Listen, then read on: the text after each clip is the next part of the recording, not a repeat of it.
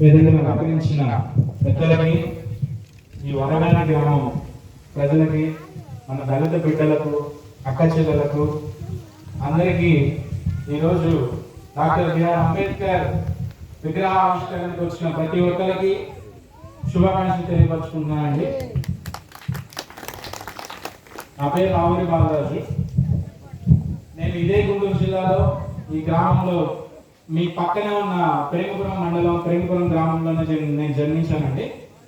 మీకు ఒక చిన్న నాకైతే చెప్తాను, వేరే వాళ్ళకి కాంట్రవర్సీ నేను తీస్తాను.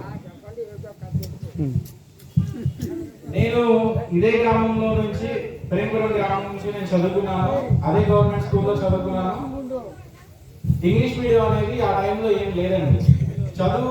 నేను చదువుకునే సమయంలోనే మా తర్వాత నుంచే జనరేషన్ చేంజ్ అవుతూ ఉంది. మేము ఎప్పుడైతే 7th క్లాస్ కంప్లీట్ అయిపోయిందో 7th క్లాస్ తర్వాత నుంచే సిలబస్ మారడం అప్పటి నుంచే స్టార్ట్ అయింది. కానీ ఇప్పుడున్న అవకాశం ఏంటంటే మన పిల్లల్ని చదివించుకోవడానికి ఒక గొప్ప అవకాశం అనేది జగన్మోహన్ రెడ్డి గారు అదొక నాంది అయితే పలికారు. మన ఇండియా తరఫు నుంచి కూడా ఫస్ట్ టైం ప్రతి ఒక్కళ్ళు సమానత్వ హక్కు ఏదైతే మనం వినియోగించుకుంటామో విద్య అనేది కూడా ప్రతి ఒక్కళ్ళ హక్కు. మనం చదువుకోవడానికి ఒక అవకాశం కలిగించడానికి ఈ ప్రభుత్వం ద్వారా మనకు వచ్చిన అవకాశం అని చెప్పేసి మనం అందరం గుర్తించాలి. మన దళిత బిడ్డలు ఎక్కడైతే ఉన్నారో రాజకీయాలకు అతీతంగా మనం ఎప్పుడైతే మన గ్రామంలో మన పేటలో ఎవరైతే ఉన్నారో పెద్ద మనుషులు ప్లస్ అండ్ మన యూత్ ప్రతి ఒక్కరు ఒక కమిటీగా ఏర్పడి మన సమస్యలు ఏమైతే ఉన్నాయో ముందు మన సమస్యలు పరిష్కరించడం కోసం ఒక కంకణం కట్టుకోవాలి. ఎందుకు చెప్తున్నానంటే ఇప్పుడున్న సిచ్యువేషన్లో నేను ఇప్పుడు ప్రజెంట్ ఢిల్లీలో వచ్చేస్తున్నాను. సాటర్డే సండే మళ్ళీ బ్యాక్ ఇంటికి వస్తాను. కానీ అక్కడున్న పొజిషన్కి మన సౌత్ ఇండియా లెవెల్లో ఉన్న పొజిషన్స్ అనేది డిఫరెంట్గా ఉంది. మన జీవన విధానాలు వేరు, అవతల ఉన్న వాళ్ళ పాశ్చాత్య జీవిత విధానాలు వేరు. కానీ మనకున్న పరిధిలోనే మన హక్కులు ఎలా కాపాడుకుంటాం అనేది మాత్రం మనం తెలుసుకోవాలి. రాజకీయాలకి చోటు లేకుండా ప్రతి ఒక్కరు ప్రశ్నించే హక్కులు అనేది మనం పెంపొందించుకోవాలి. ఎలక్షన్స్ జరుగుతున్నాయి కదా, ప్రతి ఒక్క రాజకీయ నాయకులు వస్తున్నారు, అమ్మ మేము చేస్తాము, ఈసారి మాకు సపోర్ట్ చేయండి అని అన్నప్పుడు నా చిన్నప్పుడు నేను మొట్టమొదటి ఎలక్షన్ మీటింగ్ జరిగేటప్పుడు నేను వెళ్ళి ఈ పెద్ద మనుషుల మీటింగ్ జరుగుతున్నప్పుడు నేను చిన్నపిల్లలు మామూలుగా కూర్చున్నప్పుడు పెద్ద మనుషులు అందరూ కూర్చుంటారు, రాజకీయ నాయకులు వస్తారు. వచ్చిన తర్వాత ఈసారి మనల్ని నిలబెడుతున్నాము, ఇతను మనకేంటంటే ఇతన్ని ఈరోజు మీ అందరూ సపోర్ట్ చేయాలని పెద్ద మనుషులు ఆల్రెడీ తను మాట్లాడుకున్న తర్వాత ఓకే అంటే మిగతా వాళ్ళందరూ ఓకే. ఇతను నిలబెట్టకూడదని అడిగేది ఎవరు లేరు. అక్కడ ఉన్న నాయకులు మాత్రమే అడుగుతారే కానీ ప్రజల ఒపీనియన్ అనేది తీసుకోవడం. అది నేను చూసినప్పుడు మొట్టమొదటిసారి అన్నారు. ఇప్పుడు జనరేషన్ అంతా పెరిగిపోయింది, టెక్నాలజీ పెరిగిపోయింది. ప్రతి ఒక్కటి ఏది చేసినా మన ఫోన్స్ లో చూస్తున్నాము, ఫేస్బుక్ లో చూస్తున్నాము. ఏమి జరిగినా సరే బయటపడుతుంది. ఇంత టెక్నాలజీ పెరిగినప్పుడు ఇప్పుడు కూడా మనం అదే స్థితిలో ఉండకూడదనేది నా ఒపీనియన్.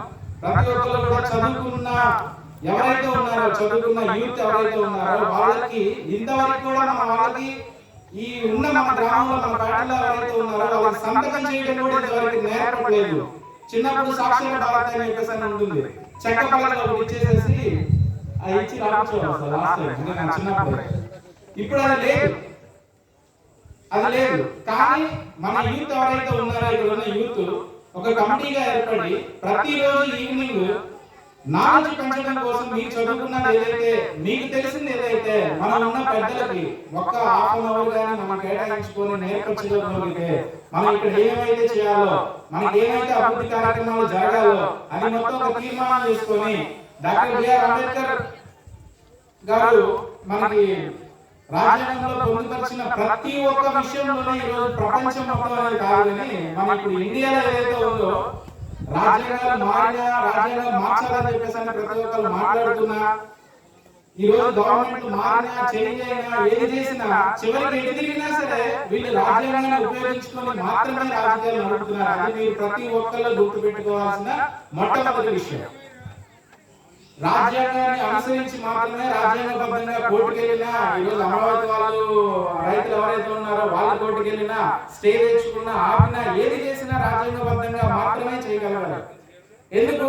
ఆయన ఎప్పుడైతే ఒక సిస్టమ్ ని తయారు చేశాడు, సిస్టమ్ ని తయారు చేసిన తర్వాత ఎవరైనా సిస్టమ్ ని ఫాలో అవ్వాల్సిందే. ఆ సిస్టమ్ ని తయారు చేయడానికే నా జాతి మొత్తం అలాగే సిస్టమ్ తయారు చేసే వాళ్ళు అవ్వాలి అనే ఒకే ఒక ఉద్దేశంతోనే ఆయన రాజ్యాంగాన్ని కల్పించడం మాత్రమే కాకుండా ప్రతి ఒక్క విధానంలో కూడా మార్పులు తీసుకొచ్చి దాన్ని స్టాండ్ బై చేసి ప్రతి ఒక్కటి రాజ్యాంగ ఆర్టికల్స్ లోని ప్రతి ఒక్కటి పొందుపరిచారు. సమానత్వ హక్కు, స్వేచ్ఛ హక్కు, మత స్వాతంత్ర హక్కు ప్రతి ఒక్కటి ఉంటుంది. ఈ రోజు పాస్టర్ గారు వచ్చారు, ఈ రోజు ప్రేయర్ చేశారు, హ్యాపీగా ఉంది. ఇదే ప్రేయర్ ఇంకో చోటకి వెళ్ళి చేయాలి అని చెప్పేసి అంటే పర్మిషన్ ఉందా అన్న పరిస్థితుల్లో కూడా కొన్ని జరుగుతున్నాయి. ఎప్పుడైతే యూనిటీగా మనం అందరూ ఒక తీర్మానం తీసుకొని పర్ఫెక్ట్ గా రాజ్యాంగబద్ధంగా ఏదైతే అడుగుతామో ఎవరికైనా సరే మాట్లాడడానికి ఛాన్స్ ఉండదు. సో ప్రతి ఒక్కరు రాజ్యాంగం గురించి తెలుసుకోవాలి. చదువుకున్న వాళ్ళు కూడా రాజ్యాంగం గురించి ఆల్రెడీ ఆన్లైన్ ప్రతి ఒక్కరికి ఉంటుంది కాబట్టి ఇంటర్నెట్ లో అయినా సరే డౌన్లోడ్ చేసుకొని చదవండి. ఫేస్బుక్ చూసే టైంలోనో ఇంకో టైంలో అయినా సరే యూత్ కి మాత్రమే మెసేజ్ చెప్తున్నాను. అది చదువుకొని మన వాళ్ళకు కూడా ఎక్స్ప్లెయిన్ చేస్తే బాగుంటుంది అనేది నా ఉద్దేశం. ప్లస్ అంటే ఇంకోటి, మీరు చదువుకున్న చదువులోని మన తల్లిదండ్రులకి కొద్దిగైనా అవగాహన, రాష్ట్రంలో, ప్రపంచంలో, దేశంలో ఏమైతే జరుగుతుందో అవగాహన కూడా తెలియపరచాలని చెప్పేసి అని నా తరపు నుంచి నేను రిక్వెస్ట్ చేస్తున్నాను. ఎస్పెషల్లీ ఈ రోజు నన్ను ఇన్వైట్ చేసిన కమిటీ మెంబర్స్ కి, ఆర్గనైజర్స్ కి, ఎస్పెషల్లీ మై ఫ్రెండ్ నరేష్ కి, ప్రతి ఒక్కరికి వచ్చిన గౌరవ అతిథులు మొత్తానికి నేను థ్యాంక్ యూ చెప్తున్నాను అండి. Thank you so much. Thank you.